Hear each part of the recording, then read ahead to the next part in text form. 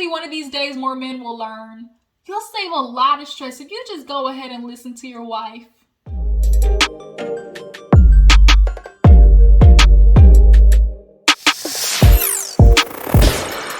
Hey you guys, what's up? Welcome back to my channel. We're going to get right back at it and we're going to talk about this episode of Iyanla. Y'all know this is her final season. I mean, she's no longer fixing people's lives. I think she threw a statement out there saying that, it started to become a little stressful. I'm sure all the stress and dealing with the complications of other people's lives, that energy jumps into your life and I'm sure it can be exhausting. But what I do know is OWN ain't stupid. They're probably going to find another therapist, another healer, another version of Iyanla because at the end of the day, people's lives out here is effed up and they definitely need the advice or some type of direction to fix it. And for this episode, we had a couple come on who literally has the story of millions and millions and millions of other couples out there. So it was a good thing to see, them come on. But out of seeing this episode, I'm realizing there's a bigger conversation that needs to be had about men in particular. So we'll definitely break that down when we get to, further into the review. But let's go ahead and talk about it. If you're new to my channel, hit that subscribe button. Everybody like this video up so we can continue to grow the Juice Box crew. All right. So we open up the episode with Deidre coming in. And Iyanla blindfolded her and had her walk into front of these 3 doors. Then her husband comes in and he ends up on the other side of the door, right?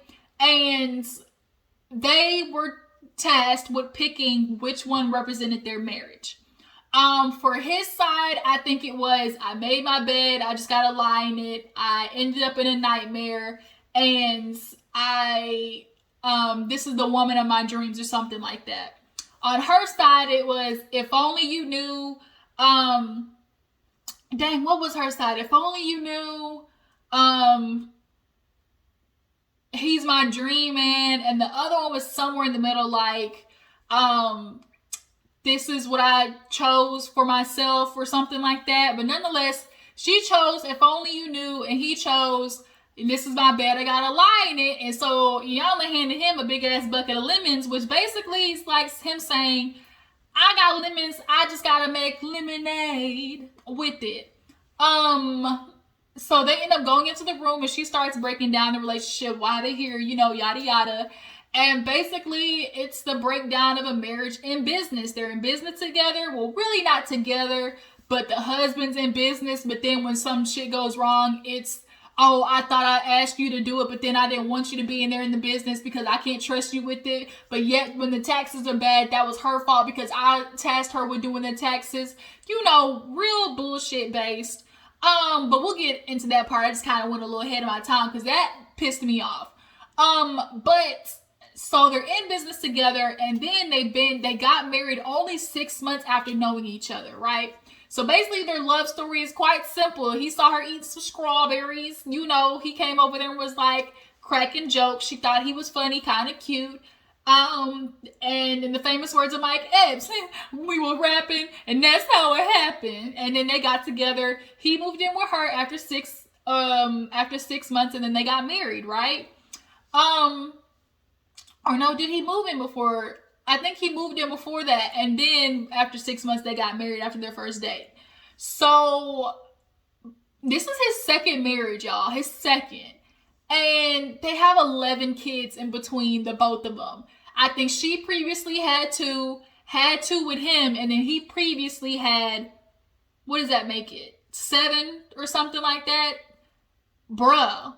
What the actual fuck? Like, do you not know how to use a condom? Do you not know how to pull out? Do you not know that they make Plan B these days? Do you not know whatever women I don't know how many baby moms he's got, but nonetheless, 11 kids total, a ton. And so now she's not only a parent, but a stepmom at that, which is a whole nother battle she describes later on. But she asked him, okay, do you want to be, or no, are you in love with her? He was like, no. She asked if she was in love with him, and she was like, no, but I want to be. And so Iyanla asked him, okay, are you in this marriage or not? He was like, well, and when somebody says well or gets stuck, you're out. Like, you're already literally halfway out the door. It's that 1 foot in, 1 foot out type shit, right? And so she's like, you're definitely not in, so the only other way is out. And so the fact that he couldn't answer it, she had to look at the woman and be like, he's out, girl, he's out. And so she's like, do you want out of the situation? Do you want out of the marriage? Or do you want out of the difficulties? And a lot of times that's what it is in the marriage. It's not, you don't want out of the marriage, you just want out of the difficulties. But if the difficulties can't get fixed, then I gotta chunk the deuces and be out of the marriage. And so for her, the girl is still saying, like, even with who he is, like, I want to stay in it, which just kind of like, it just brings up just like, you know, it just like makes me realize like a lot of women like are just like that way, where it's just like, I'll be in it, like, you know, this is what I signed up for. I wanted to marry this man. I love him. And, you know, we're going to fix it even though the marriage is total shit. And it's like that obligation, because she asked him, like, do you like, what is it like you, why do you want to go? Or like, what is it that's making you want to leave? And he was like, oh no, she asked the question like, why? She said, my grandma always said, you know, you make a hard bed, you got to lie in it. So she's like, asked the husband, why is the bed hard? And he was like, well, you know, she makes me feel like I'm not wanted. And I love how we figure out like everything that's wrong with him, some way related to her. I don't feel wanted. That's not why you made the bed hard, bruh. And Iyanla kind of touched on it a little bit, but she was like, no, we're not talking about her. We're talking about you. You want out, but you're not saying, you know, why you want out or what's keeping you from going out. And basically he's like, I have these kids. Like, well, I have all these kids. I want to try to make it work for them, which I totally disagree with as a kid of, you know, divorced parents. That in itself, like, y'all fucking your kids up. Just giving you a FYI. Stop doing that shit, okay? But having 11 kids at that, but he was like, I want to go, but I can't because of the kids. And I think he said, what else did he say? But he was like, I wanna leave, but I can't. That's what it was. He's like, I wanna leave, but I can't. So she asked her, like, how do you feel hearing that? And she's like, you know, he finally kind of told the truth, you know, or whatever. So she looks like, y'all got to get this situated. And so now it's come to talk about, he's like, oh, we all went into business together.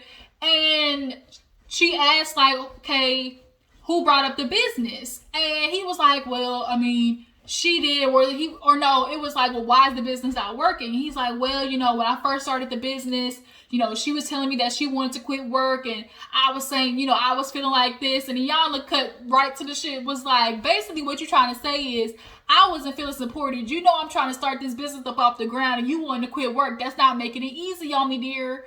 And I get it. That type of stress is like, dang, we definitely need the income, because when you're starting a business up, that's going to take a lot of upfront costs. And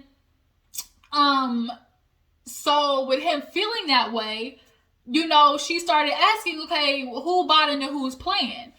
And she was like, he bought into you or you bought into him? And most times out of 9 times out of 10, when it comes to a business plan, a woman's always going to buy into her husband's dream, because you don't want to feel like you're emasculating him. You don't want to feel like you don't support him. Even though you clearly see all the 600 different ways it could go wrong, I think as women, it's like you want to give him the chance, you know, to show that he's a man, he can do it for himself.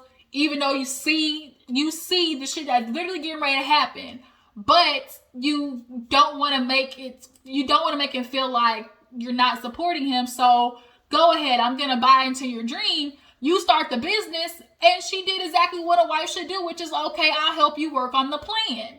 And literally this nigga goes, well, I don't know how to make a plan, but I know how to work. What? In any business, you need a plan. All the work doesn't matter if you have no idea what you're working for. That's the problem. Like, that's literally the issue, which is why they're in the situation we learned later on in the episode. You sit here working, and for what? You don't even know.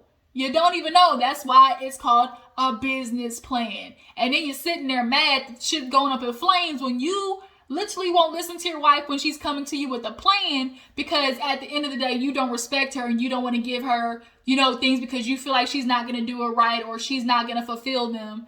Like, you're sabotaging it before it even begins with. So she tells him to dip. Iyanla tells, the husband to skedaddle, toodaloo. And she stays with Deidre. And she starts asking her, like, girl, it's a mess. And she starts kind of like tearing up. And she's like, well, what is that about? And she just like, to hear it, finally all out there and to like talk it out, like it's just a lot. And so she's like, what are you, hoping to get from this? Like, because their issues clearly are communication. And she's struggling to find the balance of using her voice and not emasculating your husband. It's ridiculous, like how a woman speaking up like turns into you're emasculating your husband if you know what is right and you know how to fix the plan, you know how to fix the situation. But if I speak up and it happens to be right, you feel emasculated, but it's not my job to make you feel like a man. Like, it's amazing how a lot of times men feel like they know everything, can do everything, can work everything, but need help to do it, but won't take the help from a woman, because if you get help from a woman, then that makes you feel like less of a man. Like, headache central right now. So she was like, well, do you want to be in this? And she was like, yeah. She was like, do you love him? She's like, yes. But are you in love with him? No, I want to be in love with him. I want all of that again. And she kind of gets emotional because she literally spoke like how that's the problem. Like, I don't want to say a problem, but that's what makes it so hard for women, is because we see what could be, right? She literally starts like, I see what he could be. I see what our family could be. I see what our business could be, right? Because you have the plan, the steps that, you could be taking, but because he wants to be difficult, an asshole, and a man about it, you just kind of sit there and be quiet and you just go along for the hectic chaos ride because you love him, right? And that's what she clearly was doing.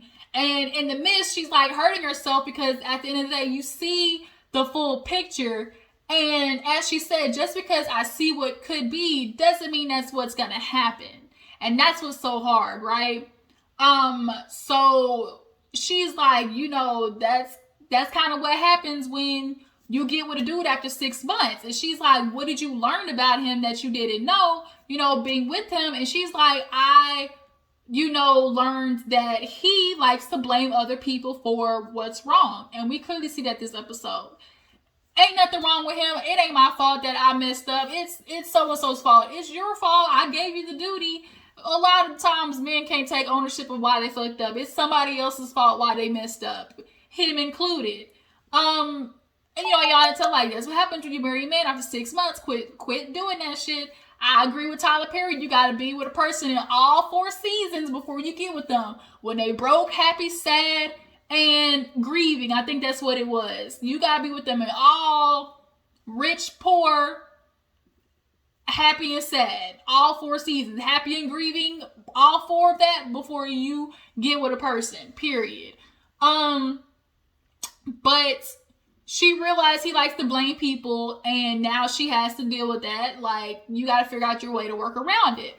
So she ends up talking to him, I think, after that, or did... No. She ends up talking to both of them to say she has the bed set up. One side is business, one side is marriage, right?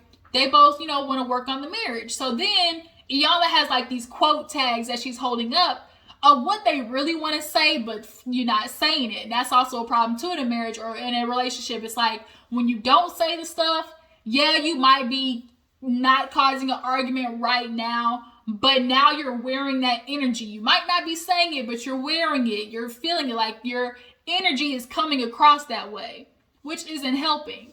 So she gets into like the whole breakdown of like the business and how it's affecting them and how he basically doesn't respect her. And she's like, well, nigga, I don't respect you back either. This shit pissed me off. Okay. So she asked Deidre, okay, what do you want to say to him? Or like, what was it that's bothering you? And she said something to the extent of, when I'm trying to say something to you, it's not out of, you know, criticism. I'm just saying it because, like, I love you. Cool. For him, he's saying, well, a lot of his stuff was, I don't trust you. I don't respect you as a business partner. I actually don't want you involved in the business. He even actually said at one point, I purposely don't give you the full task because I don't think you'll complete it or do it the way that I want it to be done. And so on her side, it's like, okay, well, I can help you. You don't want to listen to me. As far as the stepmother goes, your example of what you're doing is doing the same thing as them because you're lazy. Her thing was, oh, I make excuses for him. And Iyanla was like, how? She's like, I excuse his laziness. And he's like, I'm not lazy. I go to work. You go to work and come home and go to sleep. I get you maybe in your 40s, but however young she is, 30, 40s, so is she. And a lot of men feel like, oh, I came home from work. I get to go to sleep now. No, you come home from work, and if you see your wife has been there all day, you can't help a little something. It isn't going to kill you to help with your 11 kids, bruh. And majority of the kids are not even hers. Are yours, bruh. And you think you have no responsibility to help her with that? You're just going to go to sleep because, oh, I've been working so hard. You have no idea how stressful it is to, you know, do the finances, to be stuck with everything. But whose decision was that? Because you don't want to ask for help. Now you're here struggling with this business and you're mad at everybody else except the one person. And Iyanla had to check him on that.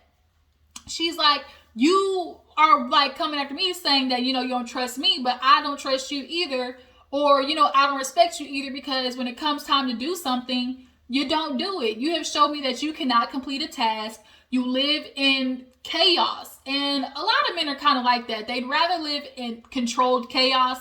It's like, I know all of these things I need to do, but I'm not going to line them up and knock them down in order or, you know, like, or try to make them somewhat aligned so I can get to the end goal. I'll just get to it when I get to it, or I'll, you know, ship somebody else to do it, aka my wife. And then when she doesn't do it the right way or the way that I wanted to, it's going to be her fault, although you just didn't go ahead and do it in the first place. That's what he did. Because she's like, you don't do any, like you're not fixing the issue, because if you weren't handling the issue, we wouldn't be in goddamn owing taxes for 5 years. Oh, it's 4.5, 4 or 5. You know what I mean, nigga. 5 years of taxes for our business that you weren't handling. And Iyanla asked him, why aren't they paid? Well, I told her, I gave her the task to do that. You see how fast Deidre turned her head? I tell you about the little sharp neck turn. She said, like, hold on, who's doing the taxes? I thought you didn't want me involved in the business. But all of a sudden, when we owe taxes, oh, I assigned her to do that. Just like Iyanla said, literally the example of a effed up foundation, because you're the head of the household. If you're not he's like, well, I'd rather, you know, pay somebody. She's like, no, because I brought that up to you to do. Oh, but if I can handle it, I can handle it. Newsflash, nigga, you're not handling it. You're not. But you just so badly cannot take your wife's advice. For what reason? And then it's so confusing. It's like, but I know you can't do it. I know you're not going to do it right. So I'm only going to give you part of it. But if I only give you part of it, that's literally setting it up for failure already. And as Iyanla said, you don't respect her because you don't respect yourself. You don't respect yourself to allow you to listen to somebody to actually succeed. You're missing the point of, what if I succeed with her help? And if she's telling you something, it's not to criticize. It is to help you. As a wife, she's supposed to tell you. As a partner, you're supposed to tell your person, look, that's going to be wrong. Like, you know, A, B, C, and D. C's wrong, buddy. And like, if they can't take that, they go do it anyways and then mess up and then come back and then be like, babe, can you help me with this? You know how frustrating that is? When all you had to do was listen in the first goddamn place. Men in particular. Just listen. It ain't gonna kill you. So she tells him, like, here it is. You have nobody to blame for the foundation being messed up. It's because of you. And so it got, for the part of the stepkids, she was like, oh, you know, your kids as a step parent don't respect me. They're doing the same thing as you, being lazy. They stay in the room all day. They're not, you know, up and so Iyanla got beside him and was like, let me show you how to do it. She started rubbing his arm and just kind of be like, you know, babe, I just want to say, I'm worried that your sons are not gonna, turn out to be the type of men that I know that you would want them to be, because at the end of the day, they're going by example, and the example right now is not looking like what I know you would want, for them to become. And he kind of gets emotional. So she's like, you see how I did that? And a part of me is like, damn, like, that is what you kind of got to do. But you know how annoying it has to be to try to, oh, baby, be so sweet to get something across. Because, yeah, nobody wants to be a nagger. Like, nobody wants to be that person where I have to constantly repeat myself. But why do I have to constantly repeat myself? Why is it so hard for you to do the first time? Like, if I'm having a conversation with you and explaining it, why can you not accept it that way? Why do I have to do as Iyanla said, get all dressed up, put on perfume, say it all type of sweet way, so I kind of like minimize myself and be all like extra feminine and sweet for you to hear me? Like, that annoys me. Like, I get it. Like, yeah, as a woman, you know what type of moves you gotta do to like kind of get your point across to a man. If you kind of want something to do, you might do it at this certain time. You might do it while you're laying in bed, like, pillow talking. Oh, babe, just what about this? Like, yeah, of course we get like that part, but it's just like a little annoying where it's just kind of coming across like, as she said, like a woman has to say and move the husband like the way she wants him to move. Annoying. Because yes, the man is the head of the house, but they always say the man is the head, but the woman is the neck. And the head ain't moving without the neck. Period. Try it. Ask Big Ed off a 90-day fiance. Shit ain't gonna work. I don't know who watched 90-day fiance, but you know what I'm talking about. Big Ed got no neck, can't even move from side to side. But they go from that to she asked her to leave, and she talks to him. She's like, who are you accountable to? He was like, to me. She's like, that's the problem, because if you're accountable to nobody, you're dangerous to nobody but yourself. Like, if you have nobody checking you, then you're just going to constantly cause chaos within yourself, and then turns into within your relationship to within your family. So she's like, I'm like asking what he practices, his religion or his spirituality, and it's like Islam or whatever. And when you have a different type of spirituality, like you have your base in something, right? And he realized that. So she's like, I wasn't gonna tell you that in front of her because she would have beat your head, with it. So she invites her back in and was like, look, we gonna fix this. I'm gonna talk to him, and I got a surprise for you. So she surprises Deidre with a little makeover. When she walked in, she did kind of look like, junior high-ish, high school-ish. So she said, I'm going to get you grown woman-fied, okay? Partner, let me upgrade you. Let me upgrade you. Let me upgrade you. Beyonce style. Yeah, so she's in there getting done up while she's talking to the husband downstairs. And she's asking him about, who taught him how to pick a woman. Nobody. His dad wasn't around. His dad was an addict. Actually, both of their parents were an addict. And after being with her for 6 years, he learned in that bedroom that her dad was an addict. He's like, I didn't know that. How are you with somebody for 6 years and you don't know that their parent is an addict? Both of y'all dealt with addict parents. So both of y'all are lost children. And you become like she said, you're raising husbands and wives. So now here it is, y'all damaged people are now going to only continue that generational thing. And it's like her dad constantly disappointed her. So it's nothing new to be with a man that disappoints her, i.e. you. Like, husband, you disappoint her, but she's used to it. And she's not going to call you out for it because she doesn't want to be responsible for trying to make you not like be less manly or whatever. Like, she doesn't want to hurt your feelings in a sense. But as Iyanla said, like, you not his mama. Like, you're not supposed to check him. Like, that's the thing. Like, it's men want wives, but half the time wives be having to mother these dudes, which is why that song, Guess What? Like, I'm not gonna be raising no man trying to turn a boy into a man, which is what a lot of women end up doing because y'all broken AF and don't go get any help. You need therapy, okay? But nonetheless, downstairs, his dad was an addict. He dropped him off at the grandma's house, and he stayed there for 8 years until the mom came. At the end of the day, he felt abandoned. He felt like nobody was there for him. So nobody taught him how to pick a woman. Nobody taught him how to be a man. He didn't have any mentorship. He acted out a lot, which is understandable. And, you know, Iyanla just had to tell him, like, you got to get solid within yourself for the business to be solid, for the relationship to be solid, and for the family household to be solid.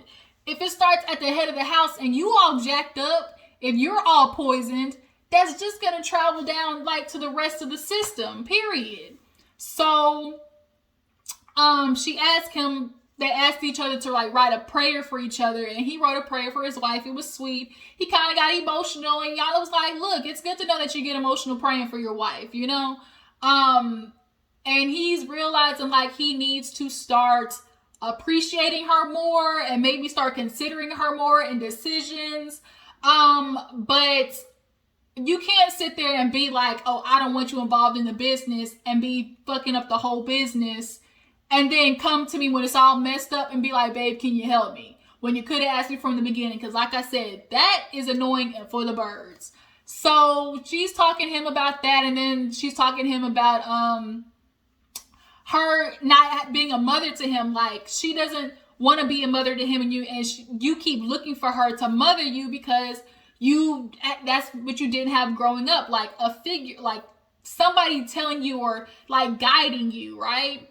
And he's realizing that, and also realizing like you got to be accountable for your actions. And he kind of realized that too.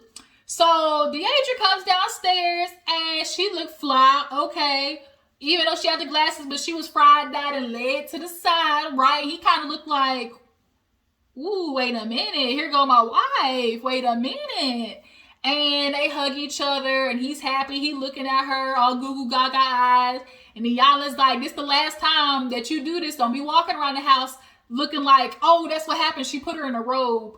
And she had her in a robe and a bonnet. And that's the thing, too. I was supposed to help you with all this. And then at the end of the day, I'm still supposed to look sexy walking around the house. So you want to, like, have sex with me on a regular. All that wrapped in one pretty bow is all the responsibilities of a woman. Too much. Too much. Like, I'm tired. I'm taking care of the 11 kids. And I'm dealing with the fact that now she's working. She did admit beginning of the episode that she's starting to work because she's tired of not having anything on her own, because she was financially responsible. You know, he was financially responsible for everything and she was depending on him. She didn't like that anymore, right? And that's what kind of makes it hard when you can't leave, right? And I saw this great saying where it's like, when you give somebody the ability to feed you, you also give that person the ability to starve you, right? Think on that one. But also to the beginning of the episode, he said he wanted a divorce and wanted to leave. When it came time for him to drive off into the sunset, nigga couldn't do it, right? And that's how it always is. Find everything wrong with a woman and why you can't stay, and then when it comes time to leave, you can't do it. But yeah, she comes in and basically they just kind of realize they're going to work on it. They're going to work on communication. They're going to work on the fact that they're example for 11 kids. They're going to work on the fact that, you know, the business and wife got to be separate, church and state. It was a lot, but it was a good episode. But it's bringing up a bigger conversation for me, which is why this battle, but not battle, but just this like line of women and men and taking that place of just like leadership, and how men struggle to understand a woman helping you is not her trying to take place of leadership. And sometimes it is good to let the woman lead or help or give advice or give direction so you can lead better, which is why when somebody is steering the ship, there's freaking a lookout tower on the top of the damn ship, right? And if you're not listening to the person saying land ho, what you gonna do? It's gonna be Titanic in this bitch. Y'all sinking. Like, it's that logic. But I think I'm gonna make a separate video for that because this one got a little bit too long and I need to go eat me some lunch. So y'all tell me how you feel about this episode. Do y'all feel like a lot more couples are, you know, need to start trying to figure out that balance between, you know, women being able to give advice to their husbands, and men actually being strong enough in their manhood to accept the direction? And what do you feel about parents staying together, being miserable in relationships and still stick it out for the kids, you know, quote unquote for the kids. Tell me how you feel about that down in the comments. I will see you in the next video. I think Black and Crew is back, so that's definitely going to be added to the roster. So I will catch you next time. Deuces.